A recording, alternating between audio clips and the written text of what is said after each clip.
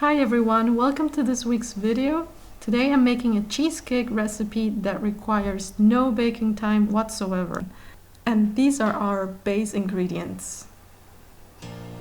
I'm gonna start by making the crust, and I'm gonna start by grinding up some of these digestive biscuits. Graham crackers work perfectly fine. And as you can see, this is a simple crust. I only need to get my cookie crumbs with some butter, and the butter helps bring this all together. And since I'm using the food processor already, I just dump the butter right in and pulse it a few times so that it combines well. You can also do this by hand. If you have a rolling pin and some sort of Ziploc bag, you can make these crumbs by hand. It's a lot of work, but you can still do that.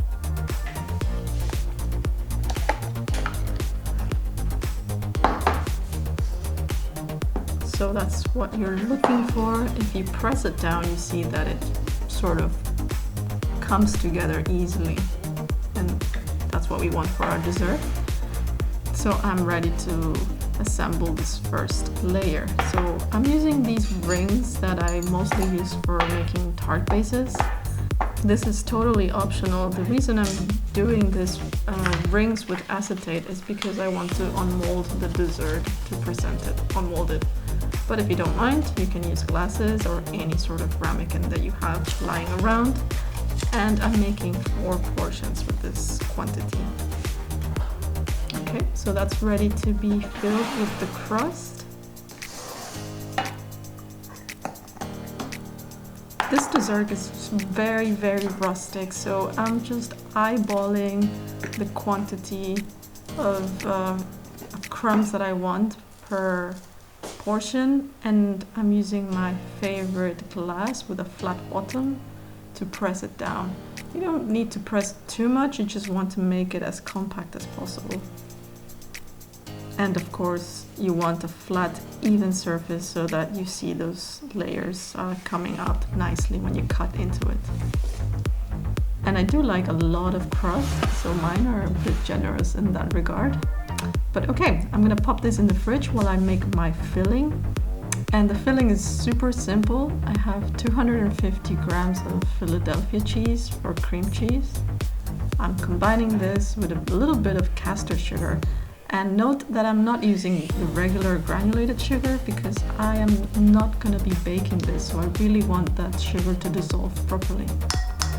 A little bit of vanilla as usual, and this is optional, but I do like a little tangy notes to my cheesecake, so I have a bit of lemon zest and lemon juice also going in.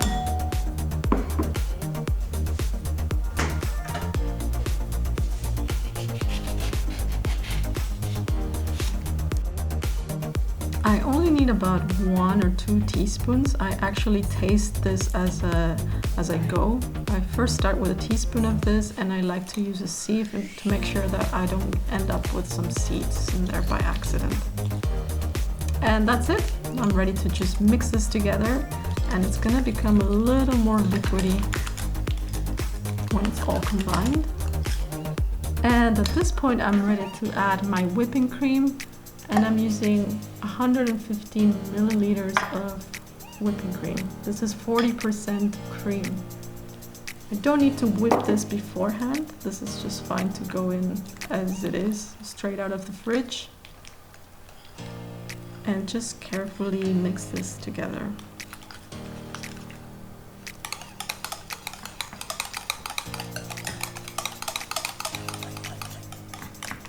Just make sure there are no big lumps in there and that everything is well combined and smooth. Once you're happy with the consistency, you can do what I do, and that is try out the level of sweetness and tanginess in here.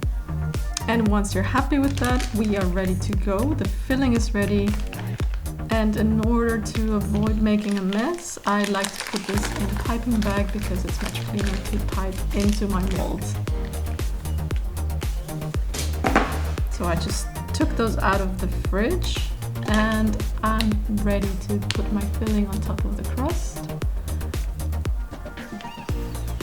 And because this is so easy to do, I'm not trying to do any fancy decorations or anything. I'm just trying to do a rustic finish to the cheesecakes.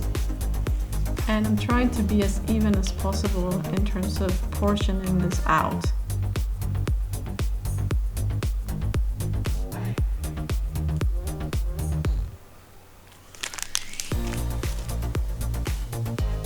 I go back to my flat bottom glass just to make sure it's level. And once you're happy with the way they look, they are ready to be put back in the fridge for them to set. I try to make them stay in the fridge for at least 1 hour, but depends on your patience. So here we go. I'm gonna try to take this one out so that I can plate it and show you what it looks like. The acetate really makes it nice and easy to just release out of the ring.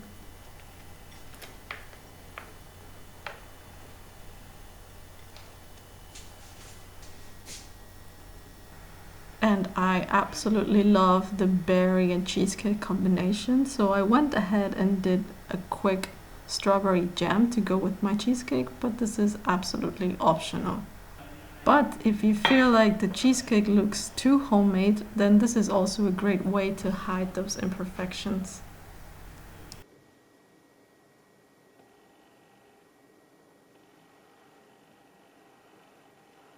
And I cannot wait to dig into this. Like I said, my crust is a bit thicker than usual, but that's because I really love that layer. And this is gonna be creamy, soft, delicious, and most importantly, it takes no time to make this and it absolutely hits all the right flavor notes. I hope you liked this video and thanks a lot for watching.